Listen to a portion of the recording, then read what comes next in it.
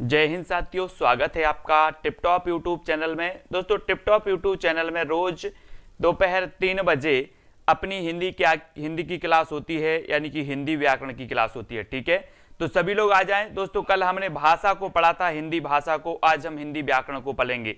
जो भी साथी अभी तक चैनल से नहीं जुड़े हैं वो चैनल से जुड़ जाएं। वीडियो को सभी लोगों को लाइक करना है। ठीक है, वीडियो को सभी लोग लाइक जरूर करेंगे।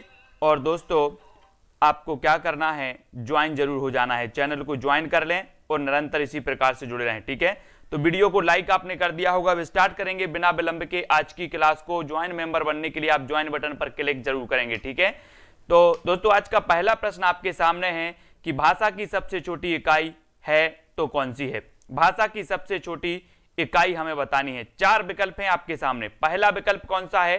शब्द। दूसरा व्यंजन, तीसरा स्वर और चौथा आपका जो विकल्प है वो है वर्ण। तो भाषा की सबसे छोटी जो इकाई है उसे क्या कहेंगे, ये आपका क्वेश्चन है। जल्दी से चयन करके आप उत्तर बताएंगे। बहुत ही महत्वपूर्ण है दोस्तों, ये चयन करें फटाफट से। क्या हो जाएगा आपका राइट आंसर?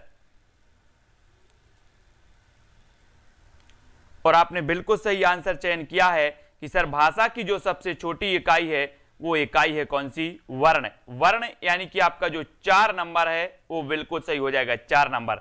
ठीक है, नेक्स्ट आपको पता होनी चाहिए कि भाषा की सबसे छोटी इकाई वर्ण है और वर्णों का समूह क्या कहलाता है? वर्णमाला। अगर कभी आपसे पूछा जाए कि अर्थ की दृष्टि से भाषा की सबसे छोटी इकाई कौन सी है, तो आप बता देना कौन सी? शब्द। ये अर्थ की दृष्टि से सबसे छोटी इकाई हो जाएगी। लेकिन अगर ऐसा पूछा जाए कि भाषा की सबसे छोटी इकाई क्या है, तो आपको वर्ण लगाना है। ठीक है, अगला क्वेश्चन आपको बताना है कि वर्णमाला कहते हैं तो किसे कहते हैं। बिल्कुल, वर्णमाला को हम शुरुआत से पढ़ रहे हैं और इसके पहले की क्लास जिसने नहीं देखी है वो क्लास जरूर देख लेंगे। ठीक है, जल्दी से आपको चयन करना है, वर्णमाला किसे कहते हैं। ये 4 विकल्प है हमारे सामने, 4 में से आप चयन करो। वर्णमाला किसे कहते हैं? शब्द के समूह को कहते हैं, वर्णों के संकलन को कहते हैं, शब्द गणना को कहते हैं, या फिर वर्णों के व्यवस्थित समूह को कहते हैं। तो चयन करना है। और रात्रि 11 बजे वाली क्लास अब स्टार्ट हो चुकी है, जहां पर हम जीके को कवर कर रहे हैं। सभी लोग रात्रि 11 बजे वाली क्लास अटेंड करेंगे, है ना। और आपको पता है कि वर्णों के व्यवस्थित समूह को क्या कहा जाता है दोस्तों? वर्णमाला कहा जाता है। इतनी चीज तो आपको आती है, बिल्कुल सरल क्वेश्चन है। वर्णों के व्यवस्थित समूह को वर्णमाला कहते हैं। ठीक है, तब आपका जो डी नंबर है, अब यहां कंफ्यूज नहीं होना कि शब्द समूह को नहीं कहा जाता, वर्णों के व्यवस्थित समूह को कहा जाता। ठीक है, तो डी आपका बिल्कुल सही हो जाएगा, डी नंबर। ठीक है, अब आपको बताना है किसी भाषा की सबसे छोटी इकाई को वर्ण कहा जाता है और भाषा विशेष में प्रयुक्त होने वाले वर्णों के समूह को क्या कहते हैं? वर्णमाला कहते हैं। इतनी चीज आपको याद रखनी है। निम्न में से कंठ ध्वनियां कौन सी हैं? कंठ ध्वनियां आपको बताना है दोस्तों, जो कंठ से उच्चारित होती हैं। अब प्रश्न क्रमांक 3 में आप चयन करेंगे। जल्दी से चयन करें, कौन सा आंसर आपका सही हो जाएगा। प्रश्न क्रमांक 3, का, खा, हाँ, या, रा, जा, चा, जा, या फिर टा, ड़ा। आपका राइट आंसर क्या होगा? कंठ। कंठ से जो उच्चारित होती हैं वो ध्वनियां कौन सी हैं? आपको चयन करना है। एक और जो आपका विकल्प है वो टा और ड़ा है। लास्ट वाला जो है वो टा, ड़ा है। ठीक है, कंठ से उच्चारित बताना है। कंठ से उच्चारित मैं प्रश्न को बार बार भी दोहराता हूं। अगर आपको प्रश्न नहीं दिखता है तो आप बार बार मैं आपको बोलता हूं। और कंठ ध्वनियां कौन सी कहलाती हैं? का वर्ग, का, खा, घा, है ना। एक का वर्ग जो होता है ये कंठ ध्वनियां कहलाती हैं, यानी कि आपका ए नंबर जो है वो बिल्कुल सही है, ए नंबर। ठीक है, ये आपका बिल्कुल सही हो जाएगा। नेक्स्ट दोस्तों, आपको बताना है स्थान के आधार पर बताइए कि मूर्धन व्यंजन कौन से हैं। स्थान के आधार पर मूर्धन व्यंजनों का आपको चयन करना है। मूर्धन्य व्यंजन कौन से हैं? मूर्धन्य व्यंजन आपको चयन करना है। ये 4 विकल्प हैं। आपने कंठ ध्वनियां पढ़ी हैं, है ना, तालव्य पढ़े हैं, मूर्धन्य पढ़े हैं, दंत पढ़े हैं, है ना, ओष्ठ पढ़े हैं। तो आपको बताना है कि मूर्धन्य कौन कौन से हैं। मूर्धन्य आपको चयन करना है 4 विकल्प में से, और आपका राइट आंसर क्या हो जाएगा। आप सभी को दोस्तों क्या करना है, जो भी साथी ज्वाइन हो सकते हैं चैनल को, वो ज्वाइन बटन पर क्लिक करके ज्वाइन मेंबर आप बन सकते हैं, ठीक है। और यहां पर मूर्धन्य पूछा गया है, यानी कि हमारा जो का वर्ण होता है ये क्या होता है, कंठ, है ना। फिर यहां पर आता है अपना चा वर्ण, ये आपका तालु होता है। और फिर जो टा वर्ण होता है दोस्तों, टा वर्ण ये मूर्धन्य के अंतर्गत आता है। तो टा, ठा, डा, यानी कि आपका सी नंबर बिल्कुल सही हो जाएगा। सी नंबर अधिकांश लोगों ने बिल्कुल सही बताया है, ठीक है, ये आपका बिल्कुल सही है। अगला आपको बताना है मूर्धन्य व्यंजन, ऐसे क्रीट व्यंजन, है ना, होते हैं जो जिह्वा द्वारा वर्ष, कटक और कठोर तालु के बीच उच्चरित होते हैं, जैसे टा, ठा, डा, ढा, ओड़ा, ओड़ा, ये शामिल हैं, ठीक है। तो इनको आपको देख लेना है, ये आपके क्या होते हैं, मूर्धन्य होते हैं, मूर्धन्य कहलाते, मूर्धन्य सकार, इनको चयन करेंगे, ठीक है। बिल्कुल अंकुर जी पास कर देंगे, है ना। अभी आप पढ़ें अल्प प्राण वर्ण कौन से हैं, अल्प प्राण वर्ण बताना है। अल्प प्राण वर्ण ये 4 विकल्प हैं आपके। अल्प प्राण में बार बार तो बोल रहा हूं, आपको समझ में आ जाना चाहिए। अल्प प्राण वर्ण कौन से हैं, आ, का, गा, था, धा, फा या फिर भा। तो अल्प प्राण वर्ण आपको चयन करना है, कौन से होंगे अल्प प्राण। अल्प प्राण और महाप्राण हमने पढ़े हैं दोस्तों। अल्प प्राण कौन होते हैं, वर्ग के कौन कौन से होते हैं, 1, 3, 5 वर्ग के पहला, तृतीय और पंचम जो वर्ण होता है वो अल्प प्राण होते हैं। महाप्राण कौन होते हैं, द्वितीय और चतुर्थ, द्वितीय और चतुर्थ वर्ण जो होते हैं वो महाप्राण कहलाते हैं। तो यहां से आपको अल्प प्राण पूछा गया, तो अल्प प्राण में आपका प्रथम का आ गया, है ना, और तृतीय गा आ गया, तो उत्तर भी आपका क्या हो जाएगा, बा नंबर। ये अल्प प्राण वर्ण कहलाते हैं, ठीक है। अल्प प्राण और महाप्राण आप सभी को पता होंगे, ठीक है। यहां पर देख लेते हैं, अगर जिनको नहीं पता है कि अल्प प्राण व्यंजन वह व्यंजन होते हैं जिन्हें बहुत कम वायु प्रवाह से बोला जाता है, और का, गा, जा, पा, है ना, जब अल्प प्राण ध्वनियां महाप्राण ध्वनियां में परिवर्तित हो जाती हैं तो इन्हें महाप्रीकरण कहते हैं। यह भी आपको याद रख लेना। तो वर्ग के प्रथम, तृतीय और पंचम अक्षर जो होते हैं वो अल्प प्राण कहलाते हैं। इतनी चीज आपको याद रखनी है, ठीक है।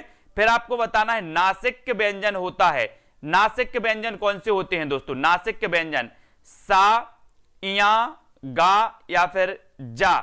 तो नासिक व्यंजन आपको चयन करना है, सभी लोग करेंगे, मिस मोना जी, है ना, रजवंत जी, प्रमोद जी, सबिता जी, नीतू अहरवाल।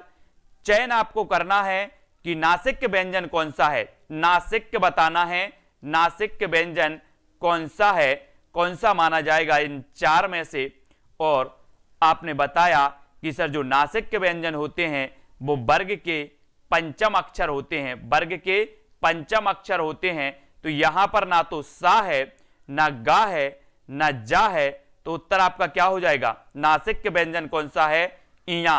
इया है, इया यानी बी नंबर आपका बिल्कुल सही हो जाएगा। ये नासिक व्यंजन कहलाता है, आपने बिल्कुल सही बताया है। यहां पर देखो नासिक व्यंजन की, ऐसा व्यंजन होता है जिसमें नरम तालु को नीचे लाकर उत्पन्न किया जाए और जिसमें मुंह से वायु निकालने पर अवरोध हो, है ना, ये कहलाते हैं। जैसे ना, मा, ड़ा, ऐसे 3 व्यंजन हैं जो नासिक व्यंजन लगभग हर मानव भाषा में पाए जाते हैं, इनको भी आपको याद रखेंगे। वैसे पंचम वर्ण इया, इंग्या वाला, इया, ला, है ना और मा, ये 5 वर्ण ही कहलाते हैं। ये पंचम वर्ण है जो नासिक वर्ण, नासिक व्यंजन की श्रेणी में आते हैं, इनको याद रखेंगे, ठीक है।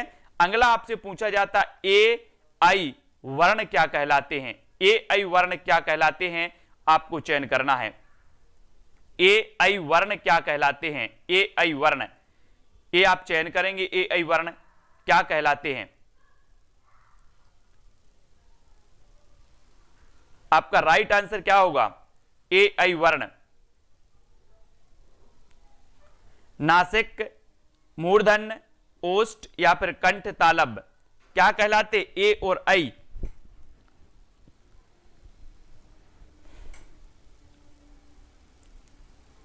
ए आई वर्ण क्या कहलाते हैं? तो आपने बताया कि सर जो ए है और आई है ये कहलाते हैं कंठ तालब। क्या कहलाते हैं? कंठ तालब, यानी डी नंबर आपका बिल्कुल सही हो जाएगा। ए आई वर्ण कहलाते हैं कंठ तालब। डी नंबर बिल्कुल सही बताया है, ठीक है हरमनदीप जी, डी नंबर बिल्कुल सही है। ए आई वर्ण कहलाते कंठ। यहां पर देखो जिन वर्णों का उच्चारण स्थान कंठ एवं तालु से संयुक्त रूप से हो उन्हें कंठ तालब कहा जाता है। जो ए और आई जो हैं इनका कंठ और तालु में संयुक्त रूप से उच्चारण होता है, तो ए और आई आपका बिल्कुल सही हो जाएगा। इनका उच्चारण होता है कंठ और तालु से, ठीक है। नेक्स्ट प्रश्न आपको बताना है हिंदी वर्णमाला में अयोगबाह्य वर्ण कौन से हैं? अयोगबाह्य वर्ण बताना है दोस्तों। अयोगबाह्य आपने पढ़े होंगे हिंदी वर्णमाला में, ये 4 विकल्प हैं, अयोगबाह्य आपको चयन करना है। कौन से वर्ण हैं अयोगबाह्य? आ, ई, उ, अम, आहा।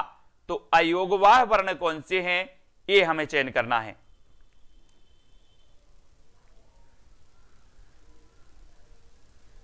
आपका राइट आंसर क्या हो जाएगा? आपने बताया कि सर जो मूल स्वर होते हैं वे कितने होते हैं? 11 होते हैं।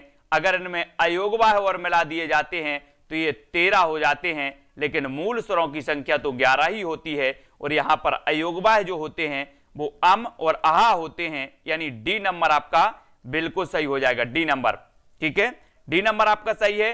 अयोगबाह्य ये आपका देखो अनुस्वर और ये क्या है आहा विसर्ग को कहते हैं, क्योंकि यह ना तो स्वर के अंतर्गत आते हैं और ना ही व्यंजन के अंतर्गत आते हैं, लेकिन यह स्वर के अंत में अवश्य लगाते हैं, है ना। इनको आपको याद रख लेना, इन्हें अयोगबाह्य कहा जाता है, ठीक है सभी को पता है।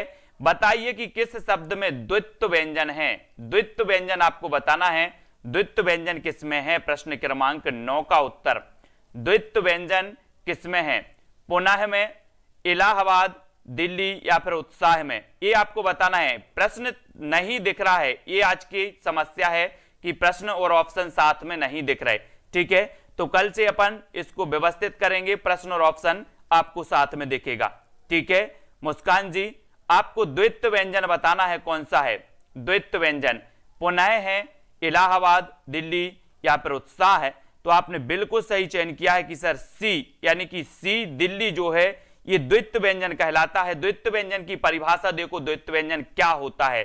द्वित्व व्यंजन प्रयोग एक वर्ण का अपने जैसे वर्ण के साथ आना, एक वर्ण का अपने जैसे वर्ण के साथ आना द्वित्व प्रयोग कहलाता है, द्वित्व प्रयोग कहलाता है। जैसे कच्चा ये द्वित्व व्यंजन है, ठीक है। पक्का, गप ये क्या कहलाते हैं? द्वित्व कहलाते हैं, ठीक है। ये आपको याद रख लेना है ना। और जैसे हमने दिल्ली देखा वो भी आपका द्वित्व में आ जाएगा, ये भी आपको याद रखना। का, चा, टा, ता, पा वर्ग के दूसरे व चौथे वर्ण का द्वित्व नहीं होता, ये भी आपको याद रख लेनी है, ठीक है। अब आपको बताना है दोस्तों सा, सा, हा कौन से व्यंजन कहलाते हैं? प्रश्न क्रमांक 10 में ये व्यंजन कौन से कहलाते हैं? प्रश्न क्रमांक 10 का आंसर प्रकंपी, स्पर्शी, संघर्षी या फिर स्पर्श संघर्षी, कौन से व्यंजन कहलाते हैं? आपको बताना है। सा, हा ये कौन से व्यंजन कहलाते हैं? सा और हा आपको चयन करना है। प्रकंपी, स्पर्शी, संघर्षी या फिर स्पर्श संघर्षी। तो आपने बिल्कुल सही बताया कि सर संघर्षी कहलाते। संघर्षी, ऊष्म संघर्षी इन्हें बोला जाता है ना, ऊष्म संघर्षी। तो ये सी नंबर आपका बिल्कुल सही है, ठीक है सी आपका सही है। नेक्स्ट यहां पर संघर्षी देखें कि ऐसे व्यंजन वर्ण होते हैं जिसमें मुंह के 2 उच्चारण स्थानों को पास लाकर एक बहुत ही तंग खोल से हवा को बाहर धकेला जाए, है ना। ऐसे होते हैं आपके संघर्षी, जिसमें सा और हा आते हैं, ठीक है। ये ऊष्म संघर्षी कहलाते हैं, इनको याद रखेंगे। नवीन विकसित ध्वनियां कौन कौन सी हैं? आपसे पूछा जाता है कि निम्न में से बताइए नवीन विकसित ध्वनियां कौन सी हैं? नवीन विकसित ध्वनियां बताना है इन चार में से। ये चार ऑप्शन आपके पास हैं।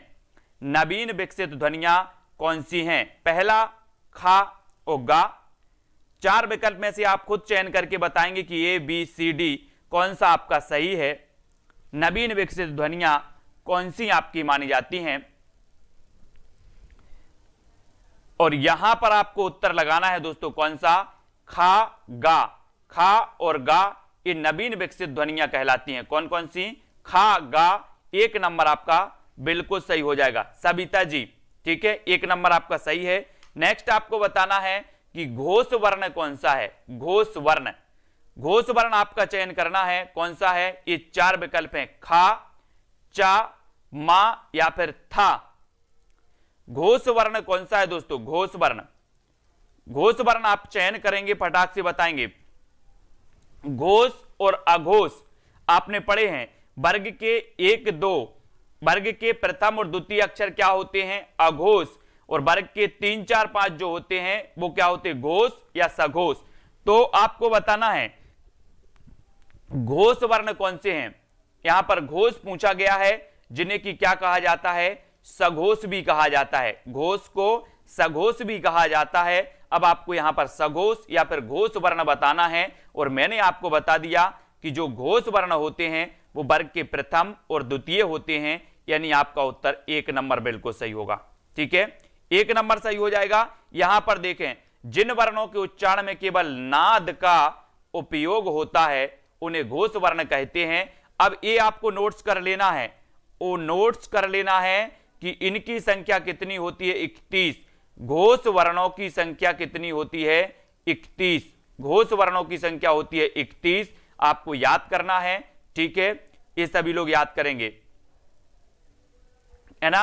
1 3 5 ये भी आपको याद रख लेना है। जैसे 1 3 5 में 3 6 9 12 15 है ना, 15 और ये 5 हो गए 20 और 11 स्वर। 11 स्वर भी घोष वर्ण के अंतर्गत आते हैं। जो 11 स्वर होते हैं वो भी घोष वर्ण के अंतर्गत आते हैं, ये भी आपको याद रख लेना है। तो घोष वर्णों की संख्या कितनी होती है? 31 होती है, ये याद रखेंगे। 11 जो स्वर हैं ये भी घोष वर्ण के अंतर्गत आते हैं। और जो अंतस्थ व्यंजन है या, रा, ला, वा और हा, ये भी घोष वर्णों के अंतर्गत आते हैं।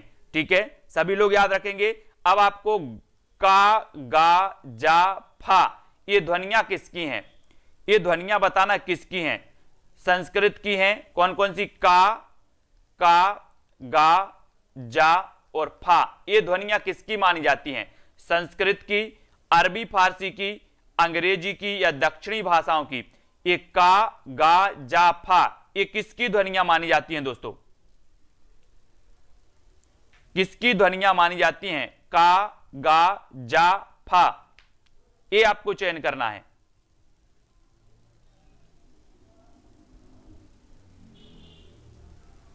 तब आपका यहां पर बिल्कुल सही आंसर होगा अरबी फारसी। बिल्कुल सही है, अरबी फारसी यानी बी नंबर आपका सही होगा। ठीक है, ये का, गा, जाफा ये अरबी फारसी की ध्वनियां मानी जाती हैं और बी नंबर बिल्कुल सही है, बी नंबर। ठीक है, इनको याद रखेंगे। हिंदी में मूलतः वर्णों की संख्या कितनी है दोस्तों? आपसे क्वेश्चन पूछा गया कि हिंदी में मूलतः वर्णों की संख्या कितनी है और ये चार विकल्प आपको दे दिए गए। 50 है, 51 है, 52 है या फिर 53 है। हिंदी में मूलतः वर्णों की संख्या कितनी मानी जाती है?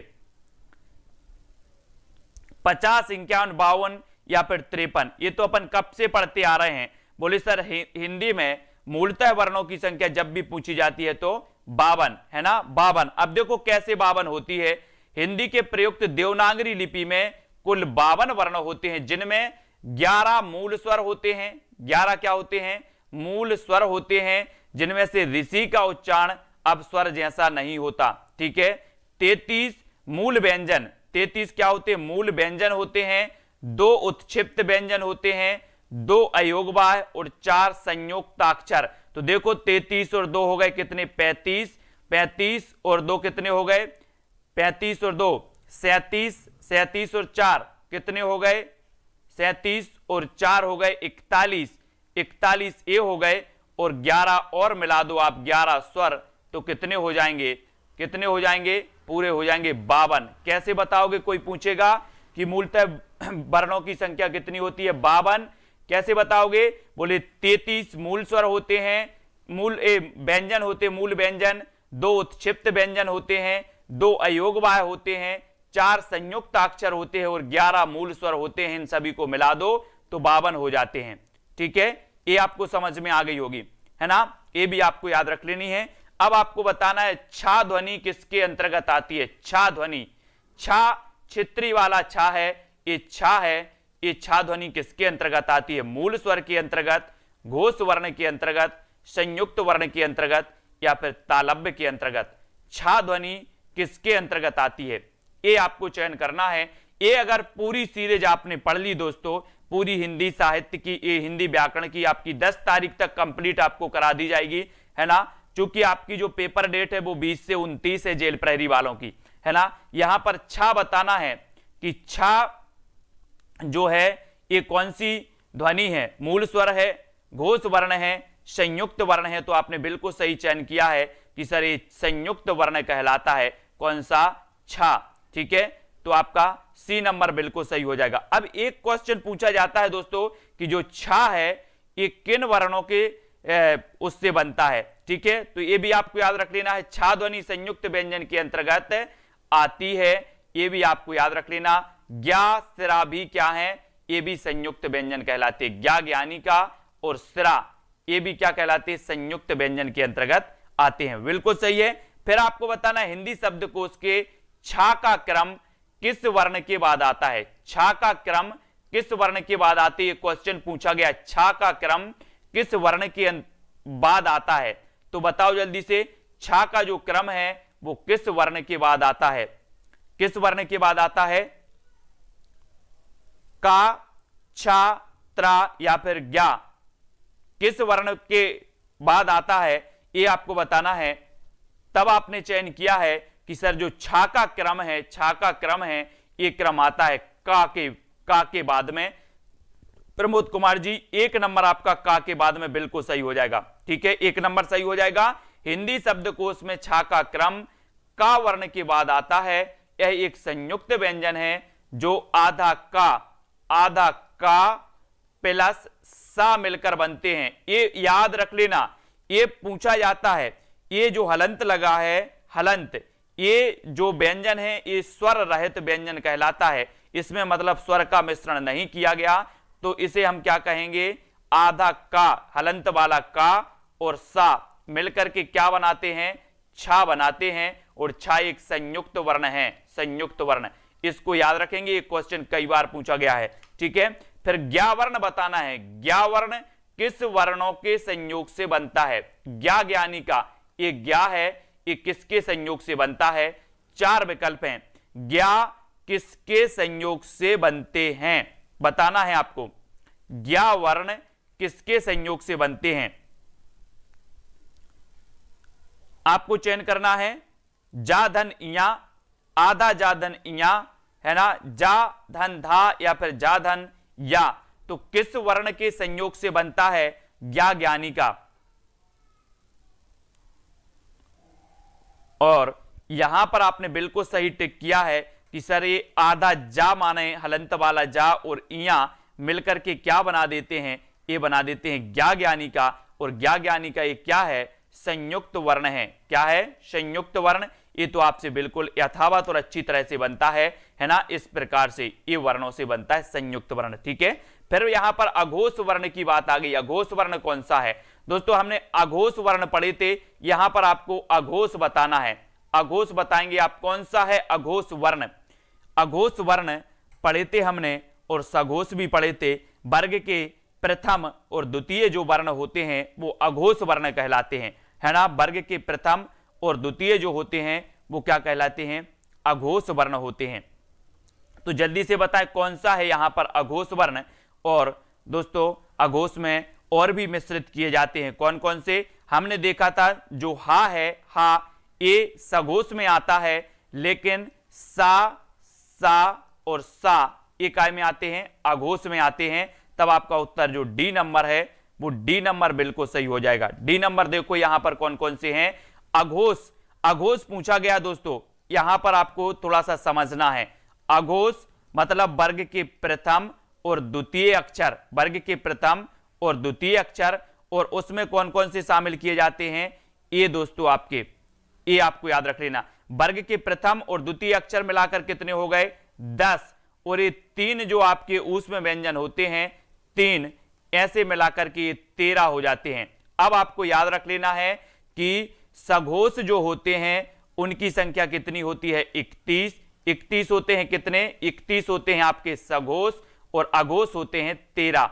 अघोष व्यंजन कितने होते हैं, 13। अघोष वर्ण जो होते हैं वो 13 और सघोष होते हैं 31। ठीक है, सा ये होते हैं आपके अघोष, है ना। तो ये चीज आपको याद रख लेना है। फिर बात करेंगे दोस्तों घा का उच्चारण स्थान क्या है। घा घड़ी वाला ये जो घा है इसका उच्चारण स्थान क्या है, घा का, घा घड़ी वाले घा का बताना है। और दोस्तों यथावत समय पर आए सभी लोग। रात्रि 11 बजे आपका जीके का डोज आपका फिर से प्रारंभ हो गया है यथावत ट्रिक के साथ। ठीक है, तो आप बिल्कुल निश्चित समय पर आए, वीडियो को लाइक करें, और जो भी साथी ज्वाइन मेंबर बनना चाहते हैं चैनल के वो ज्वाइन मेंबर जरूर बने। ठीक है, तो आपका यहां पर घा वर्ण पूछा है, घा। तो हमने पढ़े हैं दोस्तों कि जो का वर्ण है, का वर्ण ये कंठ से उच्चरित होता है, कंठ से, और इसी का वर्ण में आता है कौन सा, का, खा, गा, घा। ये घा भी कंठ का वर्ग में आता है, और का वर्ग तो कंठ से होता है, तो आपका उत्तर भी क्या हो जाएगा, कंठ हो जाएगा। बी नंबर आपका बिल्कुल सही हो जाएगा, बी नंबर। ठीक है, सभी को समझ में आ रहा है तो कमेंट में लिखते जाएं। घा का उच्चारण स्थान क्या है, कंठ है, कंठ। इतनी चीजें आपको समझनी है। इतनी अगर आपने समझ ली दोस्तों तो आप इसके बाहर कोई क्वेश्चन नहीं जाएगा। अच्छे से अगर आपने पढ़ लिया। इनमें संयुक्त व्यंजन कौन सा है, संयुक्त व्यंजन, हमने संयुक्त व्यंजन पढ़े हैं। अब संयुक्त व्यंजन आपको बताना है कौन कौन से हैं, कांति जी। संयुक्त व्यंजन ढा, ज्ञा, डा या फिर ड़ा। संयुक्त व्यंजन कौन कहलाते हैं, संयुक्त जो किसी की सहायता से, है ना, मिश्रित करके बनाए जाते हैं वो संयुक्त कहलाते हैं। और दोस्तों आपका जो ज्ञा, ज्ञानी वाला ज्ञा है ये संयुक्त व्यंजन है, यानी बी नंबर आपका बिल्कुल सही है रितु जी, बी नंबर सही है। ठीक है, अब यहां पर देखो संयुक्त व्यंजन हम देख ले रहे हैं एक बार। यहां से क्वेश्चन अवश्य बनता है दोस्तों, संयुक्त व्यंजन से क्वेश्चन अवश्य बनता है। इसको अच्छे से पढ़ लें, एग्जाम कोई भी हो, हिंदी व्याकरण पूछी जाती है तो यहां से क्वेश्चन जरूर बनेगा। एक आधा का और सा मिलकर क्या बनेंगे, छा मिलेंगे, छा बनेंगे, क्या बनेंगे, छा। ठीक है, ये भी आपको याद रख लेना है। और जो त्रा है ये बनेगा कैसे, ता और रा से। ठीक है, ये त्रा बन जाएगा, इसको याद रखेंगे। ठीक है, और जो ज्ञा है ये आधा जा और या से बनेगा, आधा सा और रा से बनेगा, सिरा, इसको याद रखेंगे सभी लोग। ठीक है,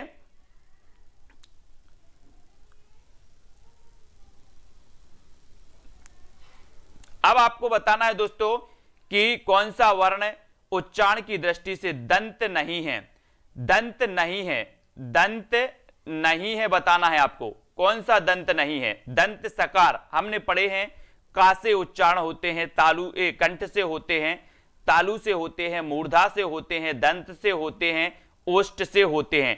ठीक है, ओष्ठ से होते हैं, तो यहां पर दंत नहीं बताना है।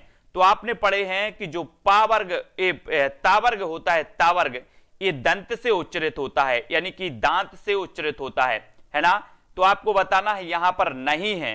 तो देखो ता तो है ना, ता, था, दा, धा, ना, है ना। तो ना भी है, दा भी है, ये टा नहीं है। कौन सा नहीं है, टा। और डी नंबर आपका, डी नंबर बिल्कुल सही हो जाएगा। ठीक है, डी, वेरी गुड, सभी लोगों ने सही बताया। इसकी परिभाषा क्या है कि वह वर्ण जिसका उच्चारण दांतों की सहायता से होता है उसे दंत कहते हैं, जिसमें दंत में आता है ता, था, दा, धा, ना, ला और सा भी आता है, सा। ठीक है, सा भी दंत के अंतर्गत आता है, सा। ठीक है, सा भी काय के अंतर्गत आता है, दंत, दंत सकार होता है। फिर आपको बताना है कि जिन शब्दों के अंत में आ आता है, जिन शब्दों के अंत में आ आता है उन्हें क्या कहते हैं, जिन शब्दों के अंत में आ आता है उन्हें क्या कहते हैं, ये हमें बताना है। अनुस्वर, अयोगवाह, अंतस्थ या फिर अकारांत। जिन शब्दों के अंत में आ आता है उन्हें क्या कहते हैं? जिन शब्दों के अंत में आ आता है उन्हें क्या कहते हैं दोस्तों? आपको जल्दी से बताना है। पूरा आपका कोर्स 10 से 15 दिन में आपका पूरा कवर किया जाएगा। जल्दी जल्दी से आप बताएं। उन्हें कहा जाता है दोस्तों अकारांत। क्या कहा जाता है? अकारांत, यानी डी नंबर आपका सही हो जाएगा, अकारांत। ठीक है, जिन शब्दों के अंत में आ आता है उन्हें अकारांत कहते हैं। अनुस्वर एवं व्यंजन ध्वनि जो तत्सम शब्दों में प्रयुक्त होती है, अम तथा आहा अयोगवाह ध्वनियां हैं, ये भी आपको याद रख लेना है। और या, रा, ला, वा ये अंतस्थ व्यंजन कहलाते हैं, ये भी आपको याद रख लेना। ठीक है, फिर आगे बढ़ जाते हैं। अगला जो अपना क्वेश्चन होता है वो होता है छा वर्ण। छा वर्ण किसके योग से बना है? ये फिर से आपसे पूछ लिया गया, ये क्वेश्चन तो आपसे पूछा ही जाता है। छा वर्ण किसके योग से बना है? कमेंट लिखना है कल्पना जी, उत्तर क्या हो जाएगा? छा वर्ण किसके योग से बनता है? क्लास का टाइम मैं आपको बता देता हूं। 3 बजे आपकी हिंदी होती है, 4:05 पर आपकी विज्ञान होती है, इसको आप पढ़ेंगे। ठीक है, रात्रि 11 बजे आपका जीके का डोज होता है। ये 3 क्लासें आपको लाइव क्लास अटेंड करनी है। और बाकी सुबह 6 बजे आपका करंट अफेयर्स आता है, वो भी आपको पढ़ना है। ठीक है, और एक जीके की क्लास भी आती है दोस्तों, जीके की क्लास ये भी आपको पढ़नी है। कितने बजे आती है? 7:30। 7:30 बजे एक जीके की क्लास भी आती है, वो भी आपको पढ़ना है। 7:30 बजे एक जीके की क्लास आती है, सुबह 7:30 बजे, वो आपको पढ़ना है। ठीक है, सुबह 6 बजे करंट अफेयर्स आता है, वो आपको पढ़ना है। 3 बजे हिंदी की क्लास, 4:05 पर विज्ञान और रात्रि 11 बजे जीके का डोज। तो ये सारी की सारी क्लासें दोस्तों आपको पढ़ना है। ठीक है, तो आपको यहां पर बताना था कि जो छा वर्ण है ये बनता है आधा का, आधा यहां पर हलंत लगा होना था, यानी ए नंबर आपका बिल्कुल सही हो जाएगा। ठीक है, इसको याद रखेंगे, ये वाला। ठीक है, अगला क्वेश्चन देखो दोस्तों, हिंदी वर्णमाला में स्वरों की संख्या कितनी होती है? मूलतः स्वरों की संख्या बताना है आपको, है ना। मूलतः स्वरों की संख्या कितनी होती है? जल्दी से लिखो। मूलतः स्वरों की संख्या, पूजा जी, किशन जी, कितनी होती है मूलतः स्वरों की संख्या? 10, 11, 12 या फिर 13? बोले सर अभी तो हमने पढ़ा था कि मूलतः स्वरों की संख्या होती है 11, और वैसे अगर 2 स्वर 2 अयोगवाह मिला देते हैं तो इनकी संख्या 13 होती है। लेकिन यहां पर मूलतः स्वरों की संख्या आपकी उत्तर क्या हो जाएगा? 11। 11 यानी बी नंबर आपका बिल्कुल सही होगा, बी नंबर। ठीक है, बी आपका बिल्कुल सही हो जाएगा, इसको आप याद रखेंगे, है ना। अगले क्वेश्चन की ओर बढ़ जाते हैं दोस्तों। अगला क्वेश्चन है कौन सा स्वर नहीं है? कौन सा स्वर नहीं है, ये आपको चयन करना है। स्वर कौन सा नहीं है? जल्दी से सभी लोग चयन करेंगे।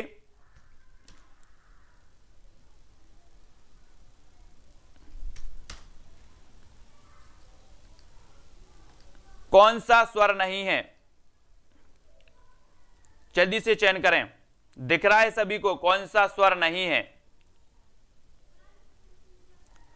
आ, उ, ए या फिर या?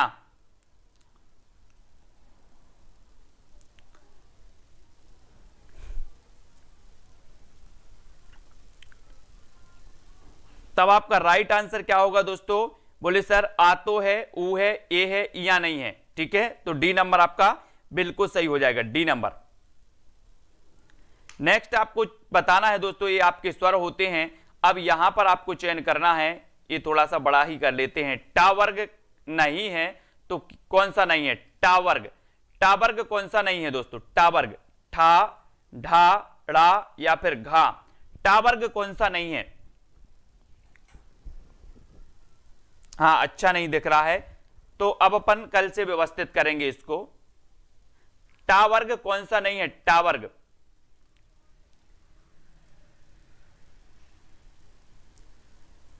तो आपने पढ़ा टा से ठा, डा, ढा, ड़ा, घा नहीं है, है ना। घा नहीं होता, घा तो का वर्ण में आता है। घा का होता है, टा वर्ग में घा नहीं है, बल्कि घा वर्ग का के अंतर्गत आता है, का वर्ग के अंतर्गत आता है घा।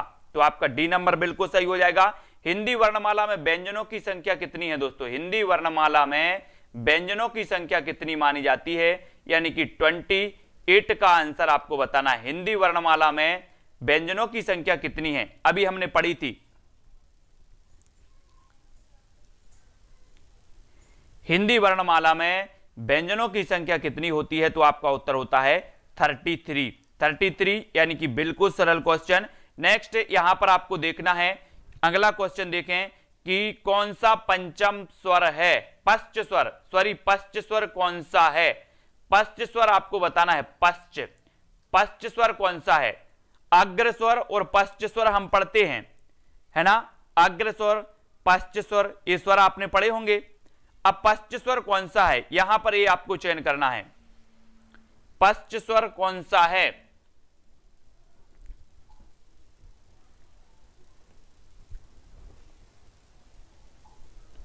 तब आपका बिल्कुल सही आंसर होगा बड़ा आ, ये पश्च स्वर के अंतर्गत आता है। ए नंबर बिल्कुल सही है सविता जी, पश्च स्वर आ नंबर बिल्कुल सही है। देखो कौन कहलाते हैं पश्च स्वर, जिन स्वरों के उच्चारण में जिह्वा का पिछला भाग सक्रिय रहता है उन्हें कहते हैं पश्च स्वर। ठीक है, जैसे बड़ा आ, उ, बड़ा उ, ओ, औ और आ, ये पश्च स्वर के अंतर्गत आते हैं। ठीक है, इकाई के अंतर्गत आते हैं, पश्च स्वर के अंतर्गत आते हैं, इनको आपको पढ़ना है। ठीक है, पश्च स्वर, सभी लोग इसको देख लेंगे, ये पश्च स्वर के अंतर्गत आते हैं। कौन अयोग बाय हैं, अयोग बाय हमने पढ़ लिया है। अयोग बाय बताएं, विसर्ग है, महाप्राण है, संयुक्त व्यंजन है या फिर अल्प प्राण है। तो विसर्ग कौन सा है, विसर्ग, ए आपको अयोग बाय बताना है। अयोग बाय कौन सा है, अयोग बाय महाप्राण वर्ग के द्वितीय और चतुर्थ अक्षर होते हैं। संयुक्त व्यंजन हमने पढ़े ही हैं, है ना, छा, त्रा, ज्ञा और सिरा, ये संयुक्त व्यंजन होते हैं। अल्प प्राण हमने पढ़े हैं, वर्ग के प्रथम, तृतीय और पंचम अक्षर ये अल्प प्राण होते हैं। ठीक है, तो यहां पर आपका अयोगबाह्य पूछा गया तो ये विसर्ग है ना, यानी कि आपका 1 नंबर बिल्कुल सही है, 1 नंबर आपका बिल्कुल सही हो जाएगा। फिर आपसे यहां पर आपने देख ही लिया है, इसको तो पढ़ लिया पहले। छा ध्वनि का उच्चारण स्थान क्या है, छा, छत्ते वाला छा है, ये जो छा वाला है दोस्तों, ये छा वाला। ठीक है, ये छा का उच्चारण स्थान कौन सा होता है, दंत होता है, ओष्ठ, तालव्य या इनमें से कोई नहीं। अपन ने पढ़ा था, क्या पढ़ा था, चा, छा, जा, झा, इया। तो ये जो छा है, सबसे पहले अपन को ये देखना है कि जो छा है ये किस वर्ग के अंतर्गत आता है।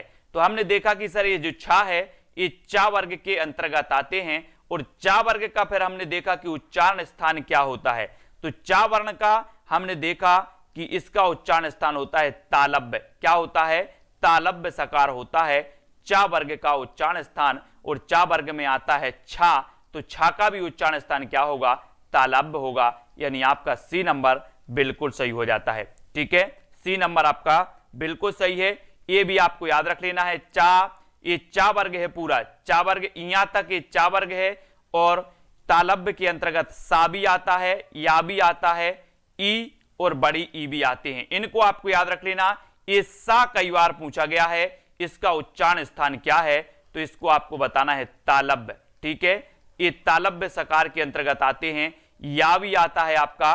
ठीक है, ई और बड़ा ई ये भी तालव्य के अंतर्गत आते हैं, तो इनको भी अच्छे से पढ़ना है आपको, इनको भी देखते जाना है। ठीक है, फिर आपको बताना है कौन एक संयुक्त व्यंजन नहीं है, संयुक्त व्यंजन नहीं है बताना है। और संयुक्त व्यंजन तो हमने पढ़े थे, बोले सर छा, त्रा, ज्ञा और सिरा, ये संयुक्त व्यंजन होते हैं। ठीक है, छत्रज्ञ, श्र संयुक्त व्यंजन कहलाते हैं, जो 2 वर्णों के मेल से बनते हैं, ये संयुक्त व्यंजन कहलाते हैं। अब इनमें से कौन सा नहीं है आपसे पूछा गया है, आपसे पूछा गया है तो कमेंट में आपको उत्तर लिखना है, तब आपका राइट आंसर क्या हो जाएगा। सभी लोग ध्यान रखेंगे, कल से 3 बजे आपकी हिंदी की क्लास हो रही है, व्यवस्थित क्लास हो रही है ना, हर एक चीज आपको इसमें समझ में आएगी। तो बी नंबर आपका बिल्कुल सही होगा, बी नंबर। ठीक है, बी आपका क्लियर हो जाएगा। फिर यहां पर हम देखते हैं दोस्तों, संयुक्त व्यंजन की हिंदी वर्णमाला में संख्या कितनी है। अगर संयुक्त व्यंजन की संख्या आ जाए तो आप बता देना 4 है। ठीक है, इस प्रकार से ये बनते हैं, ये तो हमने पढ़ ही लिया है पहले से और आपको पता भी होगा। ठीक है, अब आपको तालव्य व्यंजन बताना है कौन सा है। तालव्य व्यंजन अभी हमने पढ़े हैं दोस्तों, तालव्य व्यंजन इनमें से बताओ कौन सा है। तालव्य व्यंजन, बोले सर तालव्य की बात होती है तो सबसे पहले तो चा वर्ग जो होता है वो तालव्य सकार के अंतर्गत आता है। चा वर्ग, कौन सा वर्ग? चा वर्ग तालव्य के अंतर्गत आता है। इसी के साथ ई और बड़ा ई और शक्कर का सा और या, ये आते हैं आपके काय के अंतर्गत, तालव्य के अंतर्गत। ठीक है, इनका मतलब तालु से उच्चारण होता है। तो अब आप देखो कौन सा है चावर तालव्य में, तो तालव्य में आपका ए नंबर, चा छा जा और झा, ये जो एक है वो आपका बिल्कुल सही हो जाएगा। ठीक है, एक नंबर आपका बिल्कुल सही है। फिर बढ़ जाते हैं आगे बढ़ते हैं हम। तालव्य व्यंजन वो व्यंजन होते हैं जिन्हें के उच्चारण में जीभ के पिछले भाग को तालु से संघर्ष करना पड़ता है, इनको याद रखेंगे। अगला क्वेश्चन है या रा ला वा किस वर्ग के व्यंजन हैं? या रा ला और वा ये किस वर्ग के व्यंजन हैं दोस्तों? या रा ला वा ये आपको चयन करना है, किस वर्ग के व्यंजन हैं। सभी लोग जल्दी से उत्तर बताएंगे, कमेंट में लिखेंगे। उत्तर आपका राइट क्या हो जाएगा? या रा ला वा ये किस वर्ग के व्यंजन कहलाते हैं? तालव्य हैं, ऊष्म हैं, अंतस्थ हैं या फिर ओष्ठ हैं? तो किस वर्ग के अंतर्गत ये आते हैं? तब आपका बिल्कुल सही आंसर हो जाएगा अंतस्थ। अंतस्थ वर्ण कहलाते हैं। कौन कहलाते हैं? अंतस्थ, यानी 3 नंबर अंतस्थ व्यंजन कहलाते हैं, या रा और ला। ठीक है, फिर अगला क्वेश्चन आपको चयन करना है दोस्तों। अनुनासिक का संबंध होता है किससे होता है? अनुनासिक का संबंध किससे होता है? केवल नाक से, केवल मुंह से, नाक और मुंह दोनों से, या इनमें से किसी से नहीं? तो अनुनासिक का संबंध बताना है। कल का टॉपिक है दोस्तों आपका वर्तनी। कल का टॉपिक आपका क्या है? वर्तनी। हम वर्तनी को पढ़ेंगे। ठीक है, कल का टॉपिक आपका वर्तनी है। ठीक है, सभी लोग तैयार रहना। अब आपको बताना है यहां पर केवल नाक से, केवल मुंह से, नाक और मुंह दोनों से, या इनमें से कोई नहीं?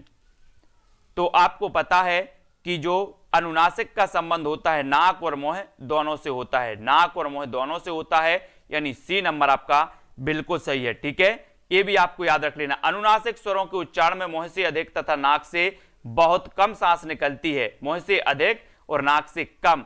इन स्वरों पर चंद्र बिंदु का प्रयोग होता है जो कि श्रीरेखा के ऊपर लगता है, जैसे आंख, मां, गांव, ये इनके अंतर आपके अनुनासिक कहलाएंगे ये। ठीक है, इसको आपको याद रख लेना है। अब आपको बताना है अनुनासिक व्यंजन कौन से होते हैं। अनुनासिक व्यंजन कौन से होते हैं? अनुनासिक व्यंजन कौन से होते हैं आपको चयन करना है। अनुनासिक व्यंजन कौन से होते हैं? वर्ग के प्रथम अक्षर होते हैं, वर्ग के तृतीय अक्षर होते हैं, वर्ग के चतुर्थ अक्षर या फिर वर्ग के पंचम अक्षर होते हैं। अनुनासिक व्यंजन कौन से होते हैं आपसे पूछा गया। अनुनासिक व्यंजन कौन से होते हैं? तब आपने बताया सर प्रथम अक्षर तो नहीं होते, तृतीय अक्षर भी नहीं होते, चतुर्थ भी नहीं होते, तो वर्ग के पंचम जो अक्षर होते हैं ये अनुनासिक व्यंजन होते हैं। अनुनासिक व्यंजन होते हैं वर्ग के पंचम अक्षर। ठीक है, तब आपका डी नंबर बिल्कुल सही होगा। ठीक है, इसको याद रखेंगे। फिर आपको हिंदी वर्णमाला में स्वरों की संख्या बतानी है दोस्तों। हिंदी वर्णमाला में स्वरों की संख्या बिल्कुल सरल है, इजी है, सबसे बनेगा। सभी लोग लाइक जरूर कर देना। ठीक है, तो हिंदी वर्णमाला में स्वरों की संख्या होती है कितनी? 11, यानी सी नंबर आपका बिल्कुल सही हो जाएगा। सी नंबर आपका क्या हो जाएगा? सी। हिंदी वर्णमाला में स्वरों की संख्या 11 होती है। कितनी होती है? 11। फिर यहां पर देखो आप, आ, बड़ा आ, ई, ये तो आपको पता ही है। बोले सर हम बचपन से ही पढ़ते आ रहे हैं, है ना, परेशान मत हो। अब आपको बताना है कंठोष्ठ ध्वनि का उदाहरण है तो कौन सा है? कंठ और ओष्ठ। कंठ और ओष्ठ से कौन सी ध्वनि उच्चारित होती है? कंठोष्ठ। कंठोष्ठ ध्वनि का उदाहरण आपको बताना है। कंठोष्ठ। कंठोष्ठ ध्वनि का उदाहरण आपको चयन करना है। और ए, का या फिर तालव्य कंठोष्ठ ध्वनि का उदाहरण आपको बताना है दोस्तों। कौन सा है? चयन करें आप। कंठोष्ठ। बोले सर कंठ और ओष्ठ से ए तो नहीं होता, ए तो तालु से होता है। ए नहीं होता कंठ और ओष्ठ से, है ना। का भी नहीं होता, तालव्य भी नहीं होता, तो आपका राइट आंसर क्या हो जाएगा? ओ नंबर। और यानी कि 1 नंबर आपका बिल्कुल सही होगा। 1 नंबर कंठोष्ठ, कंठोष्ठ ध्वनि है। ये नंबर कल्पना जी बिल्कुल सही बताया। एक कंठोष्ठ और है ओ और औ, एक कंठोष्ठ प्रकार के वर्ण कहलाते हैं। इनको आपको याद रख लेना, ठीक है, इसको याद रखेंगे। फिर अगला क्वेश्चन है भाषा निर्माण की इकाइयों का सही अनुक्रम क्या है। भाषा निर्माण, भाषा का निर्माण कैसे होता है बताओ जल्दी से, अनुक्रम बताना है। भाषा निर्माण की इकाइयों का अनुक्रम, भाषा का निर्माण कैसे होता है, भाषा का निर्माण कैसे होता है, भाषा निर्माण की इकाइयों का अनुक्रम बताना है। भाषा निर्माण की इकाइयों का अनुक्रम आपको बताना है। शब्द ध्वनि वाक्य पद, शब्द वाक्य ध्वनि पद, कैसे होता है भाषा का निर्माण। भाषा निर्माण की इकाइयों को आपको चयन करना है दोस्तों, क्रमबद्ध आपको बताना है कौन कौन सी वो इकाइयां हैं। तो सबसे पहले कौन सी आती हैं, सबसे पहले दोस्तों ध्वनि आती है।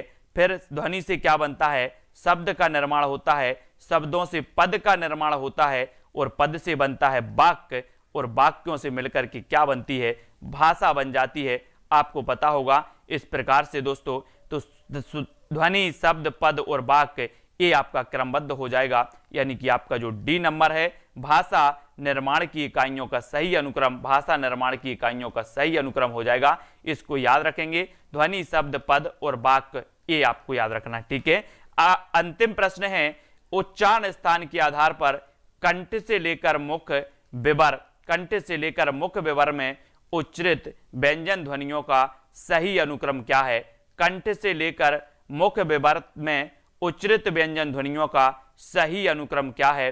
सही अनुक्रम चयन करना है दोस्तों। सबसे पहले बोले सर क्या आता है, हमारा कंठ आता है, सबसे पहले हमारा कंठ आता है, फिर उसके बाद तालु है ना, तालु आता है, फिर मूर्धा आता है, मूर्धा, उसके बाद दंत आता है, और फिर लास्ट में ओष्ठ आते हैं, ठीक है। तो आपको बताना है कि उच्चारण स्थान के आधार पर कंठ से लेकर मुख विवर में उच्चरित व्यंजन ध्वनियों का सही अनुक्रम क्या हो जाएगा। सही अनुक्रम आपको चयन करना है, और आपने बिल्कुल सही अनुक्रम चयन किया है कि सबसे पहले कंठ आता है, फिर तालब आता है, फिर वर्ष यानी कि इसे मूर्धन्य भी कहा जाता है, ये आपको चयन करना है, वर्ष यानी मूर्धन्य, फिर दंत आता है, और फिर आता है ओष्ठ। तब आपका उत्तर 1 नंबर जो आपने बताया वो बिल्कुल सही हो जाएगा। 1 नंबर आपका बिल्कुल सही हो जाएगा। और वर्णमाला को हमने बहुत बढ़िया तरीके से यहां पर पढ़ लिया है। वर्णमाला के प्रश्नों का एक एक प्रकार से अध्ययन कर लिया है, और दोस्तों व्याख्या सहित अध्ययन किया है, यानी कि हमने यहां पर समझा है बहुत अच्छे से, ठीक है। तो सभी लोगों को वीडियो को लाइक करना है, वीडियो को शेयर भी कर देना है। कल से अपन लेकर के आएंगे, थोड़े से आपको प्रश्न भी दिखेगा और विकल्प भी आपको दिखेंगे, तो आपको परेशानी नहीं जाएगी उत्तर बताने में, ठीक है। तो सभी लोग याद रखें दोस्तों, टिपटॉप यूट्यूब चैनल पर, टिपटॉप यूट्यूब चैनल पर सुबह 6 बजे आपकी करंट अफेयर्स की वीडियो आती है, 7:30 बजे एक जीके की क्लास आपकी आती है, ये 2 क्लासें आपको देखना है।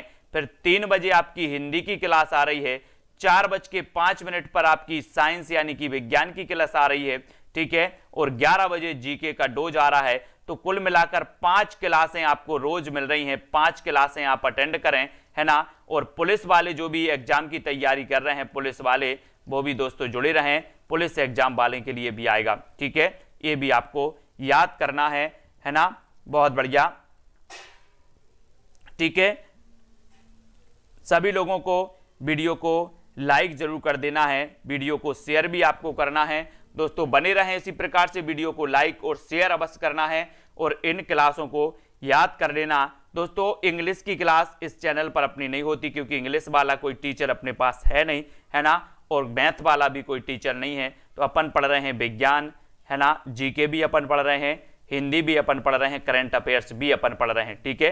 तो आपको ये सारी चीजें याद रखनी है, वीडियो को लाइक जरूर करना है, वीडियो को शेयर भी करना है। हमारे जितने भी साथी हैं वो ध्यान रखें, अपनी यथावत क्लासें जो चल रही हैं उनको अटेंड करें और पढ़ते रहें, है ना। जो जिस एग्जाम की तैयारी कर रहे हैं उनके लिए बिल्कुल धन्यवाद, शुभकामनाएं। आप पढ़ते रहें, टेलीग्राम ग्रुप में सक्रिय रहें। जल्द ही क्विज टेस्ट स्टार्ट होने वाला है, टेलीग्राम में भी क्विज टेस्ट यानी कि क्वेश्चन आएंगे जिसके उत्तर आपको लगाने होंगे, है ना। वो मैं एक टाइम बता दूंगा कि किस टाइम पर आपका क्विज टेस्ट होगा। वो टेलीग्राम पर जो नहीं जुड़े हैं वो टेलीग्राम पर जुड़ जाएं, R/G, ठीक है। तो टेलीग्राम पर जुड़ जाएं, टेलीग्राम पर जुड़ना है। और जो भी साथी ज्वाइन मेंबर बनना चाहते हैं, हमारे जो भी साथी वो ज्वाइन मेंबर बन सकते हैं। आप सिल्वर प्लान मात्र 29 रुपए में, मात्र 29 रुपए में ले सकते हैं, है ना। और दोस्तों गोल्ड प्लान आप मात्र 59 रुपए में, और डायमंड प्लान दोस्तों आप 119 रुपए में ले सकते हैं। ठीक है, तो आप ज्वाइन मेंबर बन जाएंगे और ज्वाइन मेंबर के लिए सारी की सारी क्या हो जाएगी दोस्तों, पीडीएफ और स्टडी मटेरियल आपको मिलने लगेंगे और आप ज्वाइन व्हाट्सएप ग्रुप में जुड़ जाएंगे। ठीक है, बिल्कुल।